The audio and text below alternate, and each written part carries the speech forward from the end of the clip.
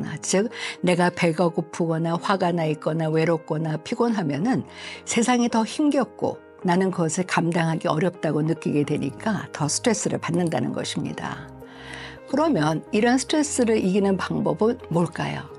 우리가 신체적으로 스트레스를 회복하기 위해서 잘 먹고 잘 자고 쉬고 운동하는 그런 스케줄을 세워놓으면은 더 잘 스트레스를 다스릴 수 있는 것처럼 이 마음이 아플 때 마음을 다스릴 수 있는 마음 레시피를 우리가 가지고 있으면 좀 더 스트레스를 잘 극복할 수 있겠죠.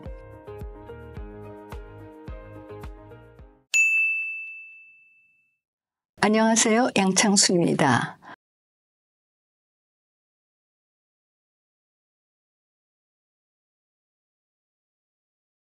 우리가 가장 많이 사용하는 단어 중에 스트레스라는 게 있죠. 물론 스트레스를 정의하는 데는 여러 가지가 있지만 저는 이렇게 말씀드리고 싶습니다.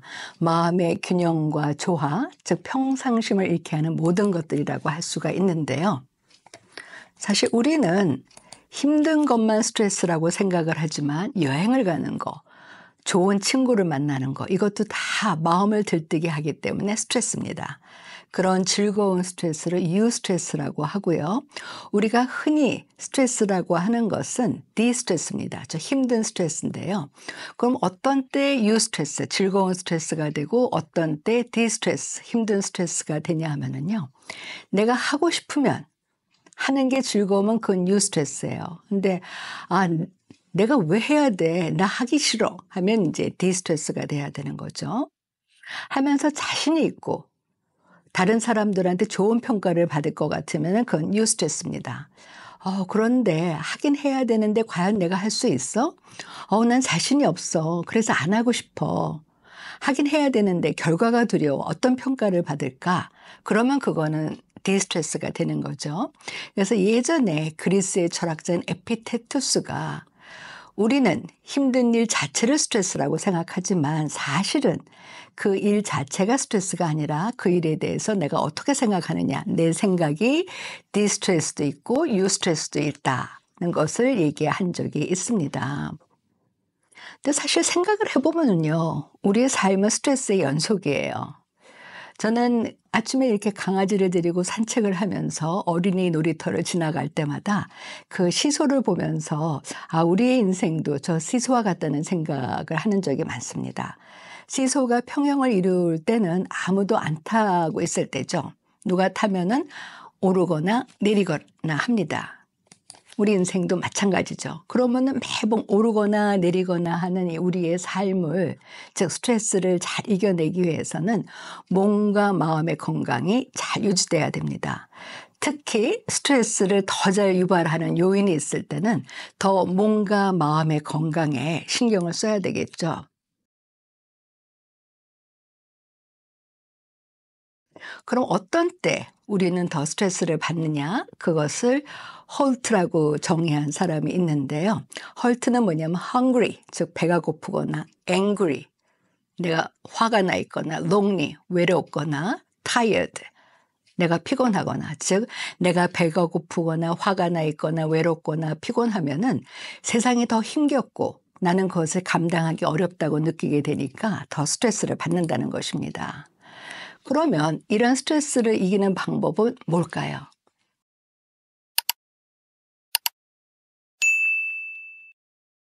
요즘 매스컴을 보면은 스트레스를 다스리는 방법들이 많이 소개가 되지만 방법은 딱 하나밖에 없습니다. 잘 먹고 잘 자고 쉬고 운동하기입니다.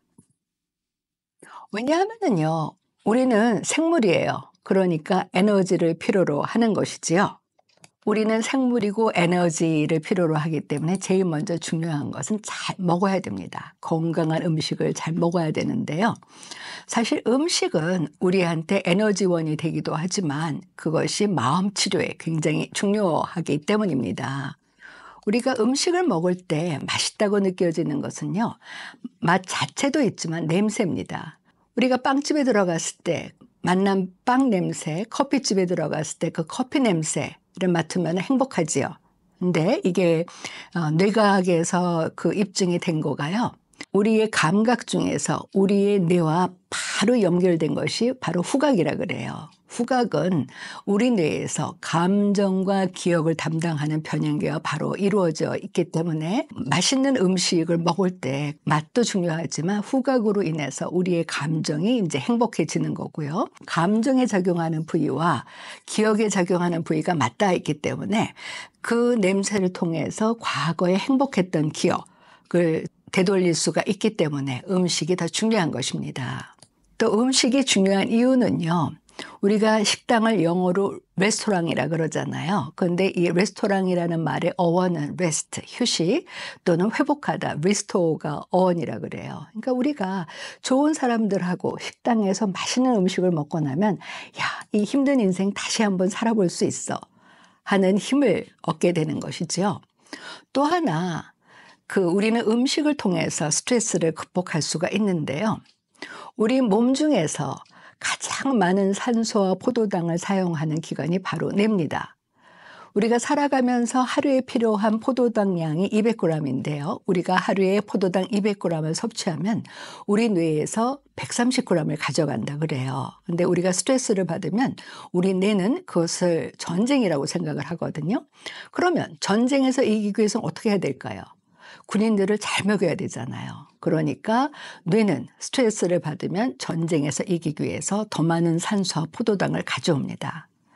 우리가 스트레스가 쌓일 때 매운 것을 먹으면 스트레스가 해소되는 게 그때 엔돌핀 분비량이 증가하기 때문인 것입니다.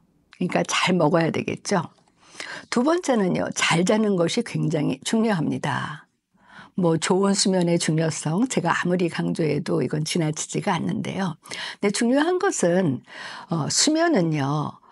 비꿈 수면과 꿈 수면으로 이루어져 있습니다. 비꿈 수면은 우리가 낮에 썼던 신체적인 에너지를 보완하는 거고요. 그게 5분의 4고 그다음에 꿈 수면은 낮에 썼던 정신적인 에너지를 보완하는 것입니다. 근데 우리는 요즘에 사실 저부터도 이게 운동 부족이잖아요. 단 5분 거리도 게을러서 걷지 않고 그냥 차 타고 갑니다. 그러니까 신체적인 에너지를 보완할 필요는 없어지고 그다음에 정신적으로는 많은 그 갈등, 고민을 갖게 되니까 꿈 수면이 이제 5분의 1보다 늘어나는 것이죠. 그러면은 일어나서 그냥 잠은 잤는데 피곤한 상태가 되는 것입니다. 그래서 좋은 수면을 갖기 위해서는 비꿈 수면과 꿈 수면의 이 균형과 조화가 이루어져야 되는 것이죠.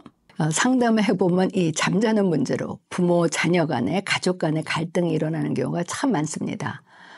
자녀들의 경우에는요. 친구들이 요즘은 사실 그 친구 관계뿐만 아니라 공부하기 위해서도 잠을 잘 못 자는데 대부분의 친구들이 밤늦게 DM을 보낸대요. 그리고 인스타에 그것을 올리는데 그때 좋은 친구 관계를 유지하기 위해서는 반응을 보여야 되니까 그래야지만 친구 관계가 유지가 되니까 새벽까지 깨어 있습니다. 하지만 부모는 아침에 학교 가는 것이 중요하니까 어서 자라고 하죠. 그래서 갈등이 일어나게 되는 것입니다. 근데 이 자녀들한테 이 꿈 수면과 비꿈 수면의 중요성, 특히나 비꿈 수면의 질이 가장 좋은 곳이 밤 10시부터 새벽 2시라고 그래요. 그러니까 그때는 꼭 자는 습관을 들이는 것이 좋겠죠. 세 번째, 쉬는 것이 중요한 이유. 너무 바빠서 쉬는 것을 잘 못하신다는 분, 또 어떤 분은 쉬면은 그 죄책감을 느끼신다는 분이 계세요. 제가 그런 분들한테 말씀드리는 게 아르키메데스가 그 자기 사무실에서 공부방에서 유레카를 외치지 않았다. 목욕탕에서 유레카를 외쳤습니다. 라고 말씀을 드리거든요. 많은 예술가나 작가들이 왜 나는 샤워하거나 운전할 때 아이디어가 떠오르지? 하는 얘기를 많이 합니다. 우리가 잘 아는 스티브 킹, 스필버그, 아인슈타인이 그런 얘기를 했는데요. 그 이유는 뭐냐면 샤워하거나 운전할 때 그럴 때는 이제 좌뇌가 쉬니까 우뇌에서 이제 직관력, 창의력이 떠오르는 것이죠. 네 번째, 운동의 중요성은 말할 것도 없습니다. 운동을 하면은 몸의 피로도가 줄어드니까 짜증도 줄고 상대 이야기를 들어줄 수 있는 여유가 생깁니다. 근데 문제는요, 제가 내담자들하고 이런 얘기를 하면 다 아신다는 거예요. 내가 잘 먹고 잘 자고 쉬고 운동해야 되는 것은 안다. 근데 문제는 마음이 항상 불안하고 초조하고 화가 나 있으니까 이게 안 된다는 거예요. 그래서 제가 그분들한테 말씀드립니다. 우리가 스트레스를 이기기 위해서 잘 먹고 잘 자고 쉬고 운동하는 것은 몸뿐만 아니라 마음도 마찬가지라고요. 지난번에 어떤 내담자분이 찾아오셨어요. 내가 그동안 몸이 아픈 것은 잘 다스렸는데 이 마음의 통증은 정말 다스리기 어렵다. 내가 뭔가 부족한가? 그래서 제가 그분한테 드린 말씀이 사실 우리 몸 중에서 가장 여린 곳이 속살이죠. 우리 입안을 만져보세요. 굉장히 여리죠. 그런데 저희가 그 의과대학 다닐 때 이 해부를 해보면 내부 장기는 더 여립니다. 만약에 수술할 때 우리 심장이 간이 이 뼈처럼 근육처럼 단단하고 질기면 수술을 못할 것이지요. 그러니 가장 우리 몸 깊은 곳에 들어가 있는 마음은 더 여리죠. 그 중요한 것은 우리 내부 장기는 뼈로 보호를 받고 있어요. 그런데 마음은 늘 외부 환경에 노출되어 있습니다. 우리 뇌는 외부와 내부에서 일어나는 일에 자극받으면서 그 일을 해결하려고 하니까 얼마나 힘들겠습니까? 당연히 마음이 몸보다 더 아픕니다. 라고 말씀을 드렸더니 이분이 이해를 하시더라고요.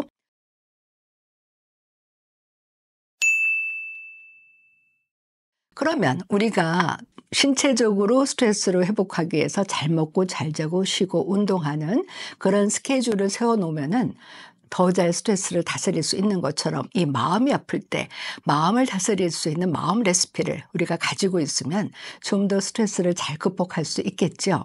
제가 사실 제 유튜브 채널 이름을 그 마음 레시피로 한 이유이기도 한데요.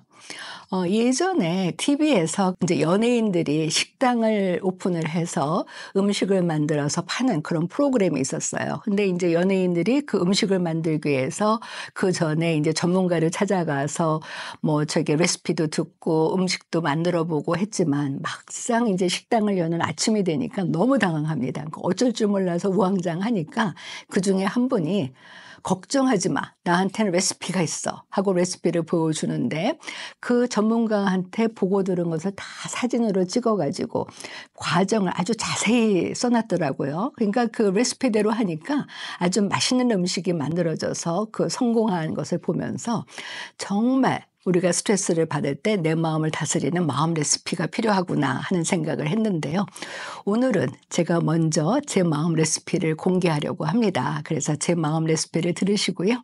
우리 애독자 여러분들께서 본인들만의 마음 레시피를 공개하시고 싶으신 분들은 댓글에 달아주시면 제가 선착순으로 5분께 제 책을 선물로 드리겠습니다. 그리고 참고로 제 마음 레시피는 양창순의 마음 레시피는 매주 목요일 저녁 8시 15분에 업로드 되니까 그때 본인만의 마음 레시피를 달아주시면 감사하겠습니다.